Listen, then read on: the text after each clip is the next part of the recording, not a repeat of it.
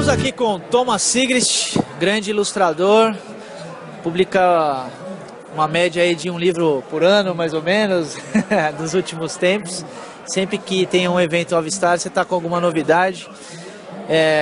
Queria que você falasse um pouco do seu trabalho e depois a gente vai entrando nos detalhes aí como é que é ilustrar, como que é o trabalho. Então hoje você tem uma editora e guias e catálogos ou livros especializados em aves e mamíferos. Fala um pouquinho sobre o seu produto. Eu tenho trabalhado nos últimos 25, 26 anos, mais ou menos, como ilustrador científico de animais.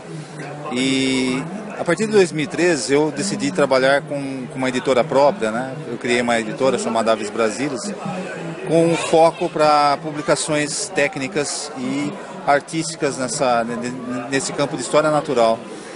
E basicamente o trabalho é realizado em museus. A gente sai a campo para observar os animais, faz parcerias com fotógrafos, com outros autores, e a gente tenta, nesse universo, né, tentar disponibilizar publicações as mais variadas e com vários autores, com várias mídias. Fizemos CDs, DVDs, aplicativos para iPhone, tudo isso tentando popularizar essa questão da observação de aves, do culto à natureza, essa questão da pessoa curtir a natureza como um hobby em geral. Historicamente, a ilustração sempre foi uma fonte de pesquisa para os cientistas, mesmo porque a fotografia não era tão difundida. Você acha que isso ainda tem um espaço mesmo com a evolução da fotografia? Na verdade, como a tecnologia digital veio para auxiliar vários profissionais, ela também foi assimilada pelos artistas, na verdade. Na verdade, o que acontece hoje é que o artista explora também esse universo da imagem digital. Você usa fotografia digital, você consegue fazer esboços ainda no lápis, mas também ficou fácil você pegar uma câmera e tirar conseguir imagens para estudo. Também existem alguns artistas que se utilizam da linguagem digital, usa o Photoshop para desenhar. Na verdade, o que aconteceu é que muitos artistas só substituíram a tinta e o pincel pelo teclado, pelo computador, pelo mouse. Quer dizer, a técnica de pintura é a mesma, só que a plataforma que houve uma alteração. Então, eu acho que, na verdade, o artista assimilou, como todos os outros profissionais. Veio somar, não veio substituir. Não, né? Eu acho que veio somar. Para mim, somou. Legal. E a ilustração ela é interessante pelo fato de que consegue evidenciar detalhes específicos, às vezes de diferença entre espécies muito similares, que com fotografia às vezes é impossível de você conseguir fotografar aquele detalhe, depende muito da posição do animal, então a ilustração ela consegue focar nessas diferenças, né? Diferente do fotógrafo, o artista, o pintor naturalista ou o ilustrador científico, ele consegue ordenar a postura do animal e ele consegue fazer agrupamentos de imagens similares. E isso facilita no processo de identificação num guia, por exemplo. A fotografia tem tanta utilidade quanto a pintura. O problema é, como você citou, a dificuldade, muitas vezes, do fotógrafo pegar uma foto num ângulo correto, num ângulo ideal, porque o animal tem o seu comportamento fugidio, tem o seu comportamento de estresse, ele nem sempre ele contribui com o fotógrafo, né? Já o artista ele consegue moldar isso à sua maneira, essa é a vantagem. Você visita museus, como você disse, quais acervos você costuma visitar e como que é o trabalho? Você analisa as peles, esse trabalho de taxidermização é importante e fundamental para todo ilustrador? Sim, eu acho que a pintura científica, ela parte, além dessas questões da facilidade de você utilizar material taxidermizado de museus, como por exemplo, eu uso muito o Museu de Zoologia da Universidade de São Paulo, o Museu da USP, como a gente chama, né? Também as coleções do Museu de Zoologia da Universidade de Campinas, né? Também o Museu Melo Leitão, e outras instituições públicas e particulares também, que tem esse tipo de acervo. Porque para você sair reunindo esse tipo de acervo, não é uma forma ideal de trabalhar. Não dá para fazer tudo ao mesmo tempo. Então a gente faz, em geral, parceria com uma instituição que já tem esse material coletado por biólogos, e esse pessoal também coleta esse material para estudo científico, o que é uma prioridade na minha interpretação. Acho que não justificaria matar um animal só para fazer uma pintura. Agora, dá para aproveitar um material que serviu para estudo científico para fazer pintura, já que ele está disponível, por que não usar, né? E o seu material, ele não é extremamente científico, ou seja, ele não é uma enciclopédia de cunho científico para pesquisadores. Ele chega a ser um mix, assim, que atinge um público um pouco mais iniciante ou um pesquisador mais avançado. Como é que você encaixaria a sua obra aí? É que eu acho assim, o cientista, ele tem outras plataformas para fazer suas publicações. Ele usa revistas, ele publica papers dentro do universo da ciência. Isso é o mecanismo de divulgação da informação dentro do meio científico. O problema é que os livros, eles, em geral, servem melhor para fazer aquela transferência ou aquela passagem do meio científico para o leigo. Então eu acho que é um meio termo. Por outro lado, às vezes um cientista que está explorando uma área que ele ainda não conhece, ele acaba se ancorando um pouco nos guias de campo, por exemplo, numa região em que ele não tem experiência. Isso funciona no começo do estudo. Depois ele tem outros mecanismos que ajudam e ele acaba usando outra metodologia mais apropriada. Mas num primeiro momento, os biólogos, os cientistas acabam se aproveitando desse recurso por uma questão de aproveitamento de tempo, de otimização de informação que está condensada e dá para levar no campo. Você tem dois tipos de obra, algumas grandes, que são manuais, mais referências detalhadas, e tem os guias de campo, que é mais ou menos um material obrigatório para todo birdwatcher, para todo observador de natureza. A gente tem que ampliar um pouco, porque você também tem guia de mamíferos, né? Agora está lançando, a gente vai mostrar daqui a pouco. E como que é pensado um guia de campo para o birdwatching específico? Você pensa nos detalhes da foto, as informações que estão ali, você escreve todas, você usa alguém para te auxiliar. Como que é pensado a concepção de um guia de campo específico? Em geral, existe muita troca de informação nesses eventos, como aqui no Avistar. O público dá muita informação nesse aspecto, de como você deve conduzir a produção de um guia. Também, dentro do meio científico, os especialistas, os cientistas também dão muitas sugestões interessantes. E também existe aquela questão da composição gráfica, que em geral você tem que levar em consideração na hora de fazer um livro. Você vê a limitação do processo gráfico, a limitação que você tem dentro do setor de produção gráfico, para você não cometer erros. Então é uma série de frentes que você tem que levar em consideração na hora de planejar um guia de campo. Legal, agora vamos falar um pouco de referência.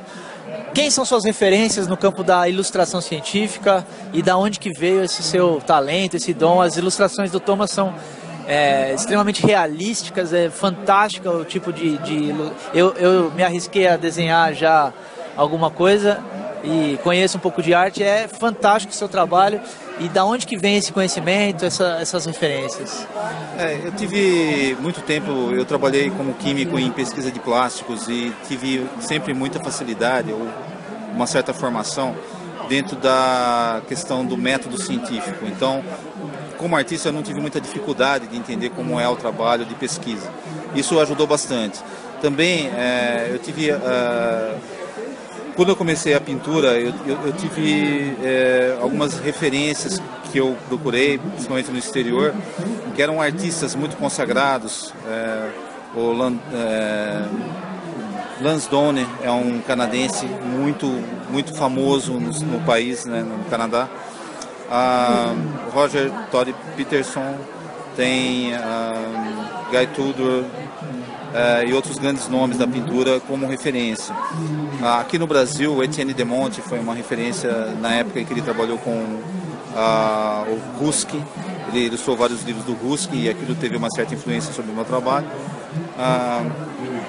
E até o trabalho do Sven Frisch, que era o pai do Douglas Frisch, né? Era uma referência importante na década de 80, quando eu comecei.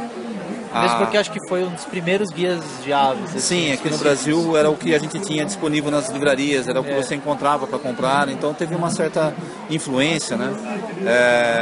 Eu trabalhei depois com o Douglas, tive a oportunidade de trabalhar com ele. Então todas essas coisas foram se somando ao longo do tempo. Interessante. Hoje o Birdwatcher tem crescido como uma atividade, a observação de aves, a fotografia, né? O perfil do nosso público aqui de observação é mais um fotógrafo de aves, na verdade. Como você enxerga isso, inclusive, e que impacto você acha que isso vai ter para a conservação do meio ambiente? Eu acho que o crescimento desse segmento é importante na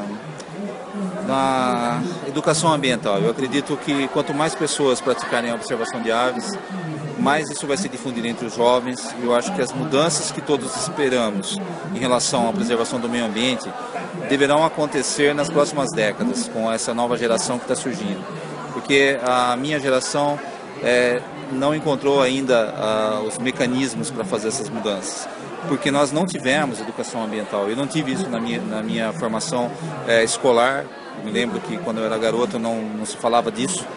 Se falava de um monte de outras coisas, mas ninguém falava de poluição de rio, de você preservar o meio ambiente, de aquecimento global. A caça até tinha um contexto cultural, né? A caça de consumo. Sim, eu quando garoto, eu costumava caçar passarinhos com estilingue, quer dizer, eu tinha isso. É cultural. Era uma coisa comum, ninguém questionava, ninguém criticava alguém dar uma pedrada num passarinho, né? Então eu acho que até tive uma parcela de atividade nessa questão, mas tudo isso era uma coisa muito... havia uma desatenção para essas coisas. Sim. Hoje em dia eu acho que mudou muito. Hoje em dia eu já tenho sobrinhos, eu já tenho pessoas, crianças que estão assim, dentro do meu universo, né? Que já me dão broncas, fecha a torneira, tio, olha, você está fazendo isso, você está fazendo aquilo. Então a gente percebe que houve uma mudança para melhor. Que legal. Vamos mostrar aqui um pouco do trabalho. Esse é o guia de campo de aves da Amazônia, são 2 volumes, é isso, né? Esse daqui? Não, esse é um volume só. Tá, tem o outro azulzinho. Esse aqui depois a gente vai mostrar o detalhe. Quantos guias você tem? Você tem aves da Amazônia? Aves do Brasil Oriental e um volume de completo que seriam aves do Brasil. Legal.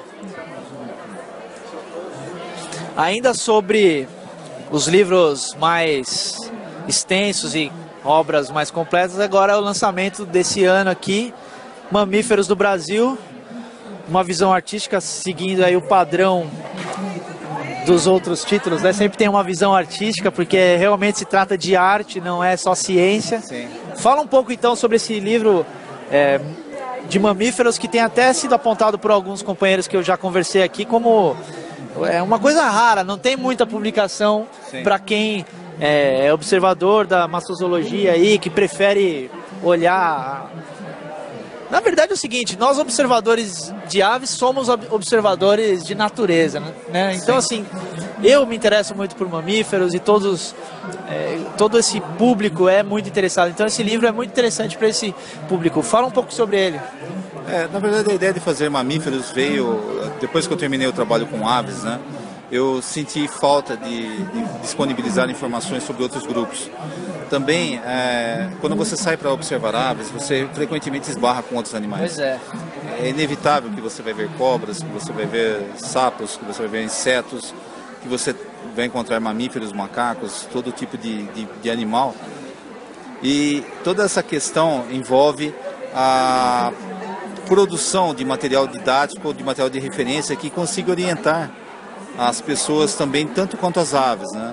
Mesmo quando você sai à noite para pesquisar corujas e curiangos, a quantidade de mamíferos que você pode encontrar numa noite pode ser bastante grande, porque muitas espécies têm hábitos noturnos, a maioria tem hábitos noturnos. Então, uma pessoa que sai para procurar corujas e curiangos para fotografia, para fazer fotos, vai certamente encontrar muitos mamíferos nessas caminhadas, e eu acho que é interessante observar esses animais, fotografar esses animais, tanto quanto as aves.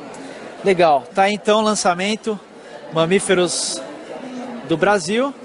Dá os contatos aí da editora Aves Brasilis para quem quiser adquirir os seus produtos. A gente tem um site onde é possível fazer a aquisição do livro, no www.avesbrasilis.com.br, tudo com I, tudo com S, é meio latim, então... Legal, www.avesbrasilis.com.br é o site aí que tem os trabalhos do Thomas Sigrist. Você, na sua editora, por enquanto, só tem títulos de sua autoria? Não, temos de outros autores também. Temos livros de insetos, de aves de outras regiões, de Fernando Noronha. Temos outros volumes à disposição, DVDs. Legal, muito obrigado pela entrevista. Recomendamos o trabalho desse grande artista brasileiro. Foi um prazer conversar com você. Prazer meu. Obrigado.